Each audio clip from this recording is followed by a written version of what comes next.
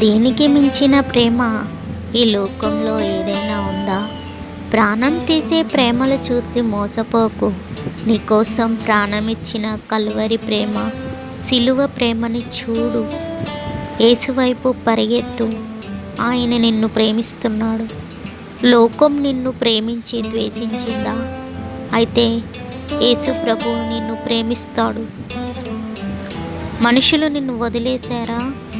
అయితే దేవుడు నిన్ను వదిలేయడు. మనుషులు నిన్ను ఒంటరిని చేశారా? అయితే యేసు నిన్ను ఎప్పుడు ఒంటరిని చేయడు. రమ్ము ఆయన పాదముల యొద్దకు. రమ్ము పరిగిడి.